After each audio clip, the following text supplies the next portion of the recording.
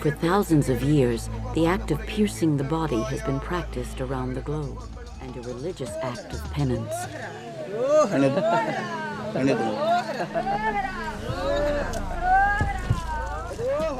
John Bachman, Alan Faulkner, and Dinah Barton are on 3 different journeys. And Dinah Barton travels to Sri Lanka to perform a piercing ritual known to bring spiritual enlightenment that modern society cannot offer.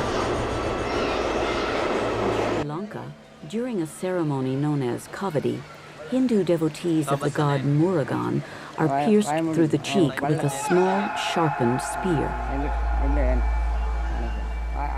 In their society, body piercing is an essential part of a spiritual journey.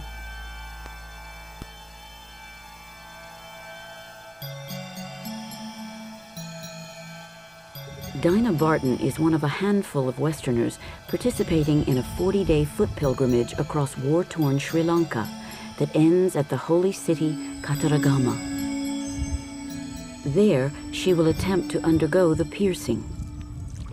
You know, some people, they have these wacko, big miracles happen. With me, it was just all these little things, just like push, push, push, push, push, push, push. Just, I had to go. Dinah, a former secretary, left her native England to come to Sri Lanka. Dissatisfied with Western materialism, she is looking elsewhere for spiritual fulfillment. In England, it's not cool to say, yes, God, I believe in God. This is not a cool thing. This is not the fashion at the moment. And so I'm very self-conscious. As I'm walking, they've taught me everything. My fellow pilgrims, I walk with them. And they teach me about the gods. Dinah is one of thousands of pilgrims paying devotion to the Hindu war god Murugan, who is believed to bestow boons to those who sacrifice for him. Devotees use the veil, a small replica of Murugan's spear, to pierce their flesh. They believe that the more painful the act, the more blessed they will be by the god. And they believe very strongly. There's people going into trances, there's people, they're singing. They encourage you, they're pushing you. Every shrine is another push, every step is another step. Like Dinah, this man is proving his devotion to Murugan through a piercing ritual. The hooks in his flesh send a message of faith to the deity. I think he must have a very strong belief. And I think also he must have a lot that he wants. So he wants a lot, so he wants to give a lot. 3,000 miles away from Ethiopia in the jungles of Sri Lanka, Dinah Barton has completed the 40-day pilgrimage and is ready to undergo the piercing. She hopes the practice will bring her a spiritual elevation and closer to the God she worships. I'm just part of the game. Morgan is the master controller and I'm just part of the game. But for this to happen, now I feel, oh, okay, it's going to happen. And maybe I'll even get more. Maybe it'll be, my state of surrender will be deeper enough to allow this spirit to come. We shall see. Tonight, she will meditate and prepare for tomorrow's piercing ceremony. But as night falls, feats of penance will continue without her. Buddhists, Christians, and Hindus alike dance themselves into a frenzy, succumbing to a trance-like state. After midnight, hot coals are prepared, and devotees walk on fire. Sri Lanka's indigenous people, the Vedas, perform Kiri Kora, a ritual which climaxes when they douse themselves in boiling milk.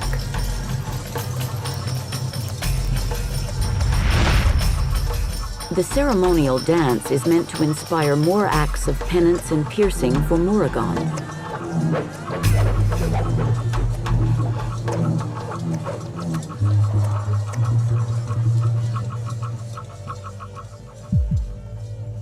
Along with Hindus, Muslim Sufis begin Ratib, a mystical purification ritual performed within the walls of the mosque.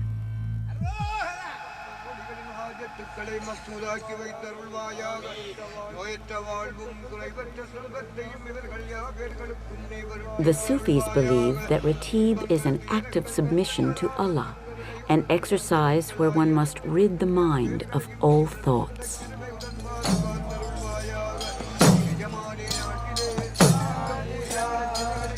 When the mind is empty, the state of grace is attained and the piercing of the flesh begins.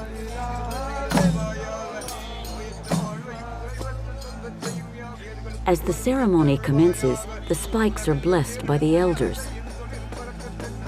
Ratib began over 500 years ago, and each man who performs the ritual vows to do it until his death.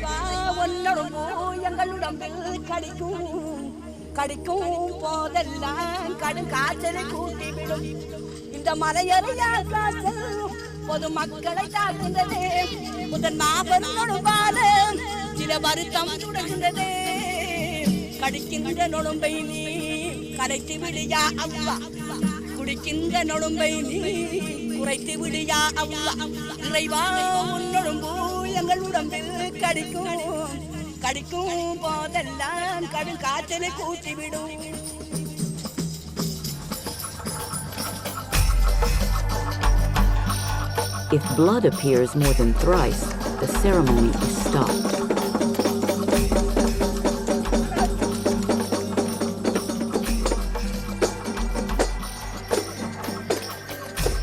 The spikes are not boiled in water or disinfected in any way.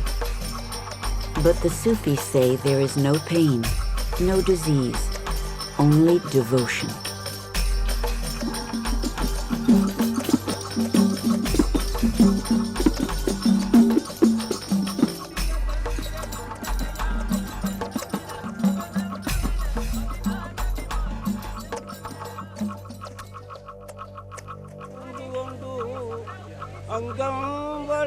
The morning after the Muslim ritual, the moment of Dinah's cavity piercing has arrived.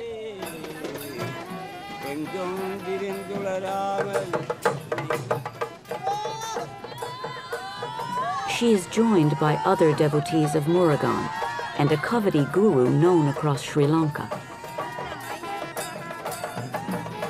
The guru is believed to put those he touches into a state of trance and possession by the gods.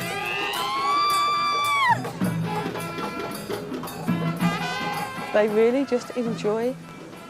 They're totally giving their body to the deity.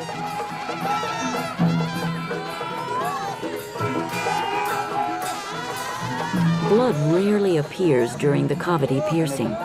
Hindus believe that if one's devotion is pure, he or she will not lose blood or feel any pain at all.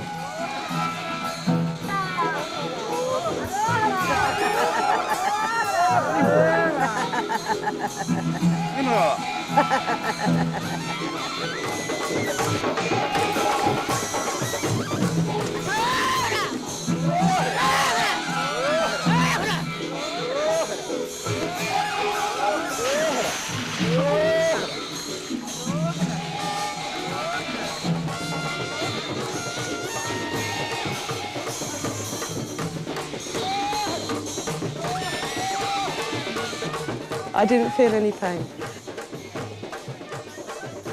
But I felt surrender.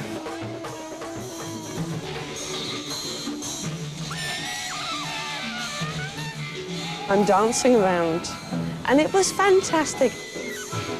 You go to every shrine, you dance to the gods. And we went around, and we went to all the shrines, and the world was different. A magical world. Beautiful, beautiful. This is not subtle. I can't say it's a dream. I can't say it didn't happen. It's confirmation to myself that this is possible. That if you do surrender, anything is possible. I'm not the body. I'm a part of God. I would be very cynical, and I'm sure most people will be very cynical. But now I go to a temple or to a shrine, and I can feel so much more. It means something to me. I want to worship. I can't explain. I don't know how I can even say this, but I would like to do this again.